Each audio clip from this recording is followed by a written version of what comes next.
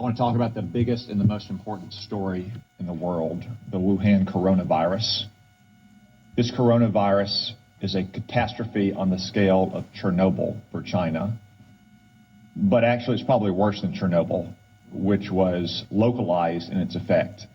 The coronavirus could result in a global pandemic.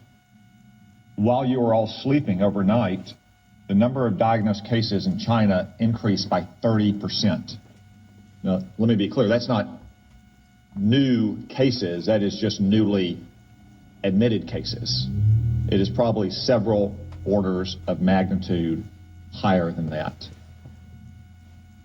Also, while you were sleeping, China now has its entire border with Russia closed.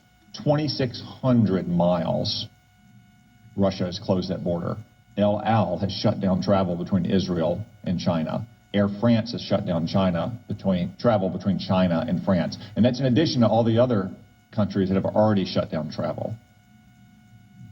From what we know so far, and there's still many unknowns, this virus could have both a long incubation period, as much as 14 days, and individuals could be contagious while asymptomatic, which was not the case with SARS in 2003. Furthermore, from some cases, it appears the virus could be aerosolized, which means it doesn't require the kind of contact that you have with, say, a married couple kissing each other or a family living in close quarters in a hotel or apartment, but rather the distances we are all sitting apart right now. Yet China is still lying about all of this. They've been lying about it from the very beginning, and you don't need their history of lying about SARS in 2003, though it is relevant here. You just have to see what's happened over the last 2 months. We now know that the first case manifested no later than December 1, even though China didn't reveal it to the WHO until a month later on December 31st, when they continued to hide it from their own citizens. And they continued to say that it had been contained inside Wuhan. Today, it is in every single province in China. They also claimed for almost 2 months, until earlier this week, that it had originated in a seafood market in Wuhan, that locals had contracted it from animals in, say, bat soup or snake tartare. That is not the case. The Lancet published a study last weekend demonstrating that of the original 40 cases, 14 of them had no contact with the seafood market, including patient 0. As one epidemiologist said, that virus went into the seafood market before it came out of the seafood market. We still don't know where it originated. Could have been another seafood market. Could have been a farm. Could have been a food processing company. I would note that Wuhan also has China's only biosafety level 4 super laboratory that works with the world's most deadly pathogens, to include, yes, coronavirus. Now, look at China's own actions. They have quarantined 60 million people, 60 million, more than the entire population of our West Coast. They've shut down schools indefinitely. Classes canceled nationwide indefinitely. Hong Kong, a part of China, has basically shut down all travel from the mainland. That's why it is essential that we immediately stop all travel on commercial aircraft between China and the United States.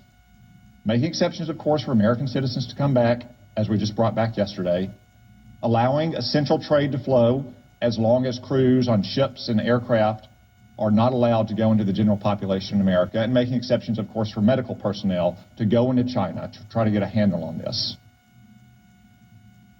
It is essential that we take those steps, and essential that we get to the bottom of China's deceit and incompetence on this measure. And gentlemen, I raise this with you because you're responsible in your combatant commands for some countries that have the most fragile public institutions, to include the most fragile public health institutions in the world. So I ask, even though as of this morning there are not yet confirmed cases of coronavirus in your combatant commands, though I suspect there will be soon, what is your assessment about the ability of the governments in your combatant commands to handle a potential global pandemic like this? General Townsend. Thanks, Senator. So there are not, that I'm aware of, any confirmed cases, as you mentioned, but there are some suspected cases. The first report of suspected case I've heard of is in Djibouti, which you would imagine with a significant Chinese presence there. So the capacity of African nations to deal with this problem varies widely.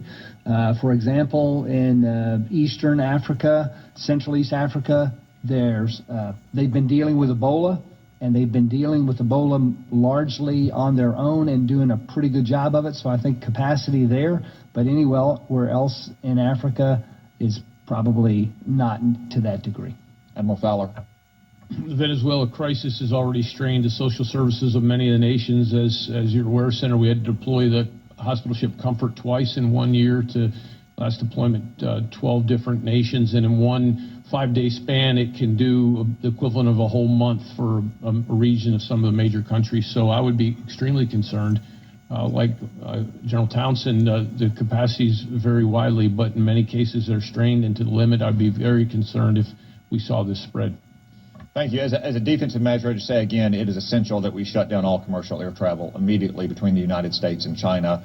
As an offensive measure, because that probably won't stop it entirely, and because if it becomes a global pandemic, we have to deal with countries with very limited capabilities here.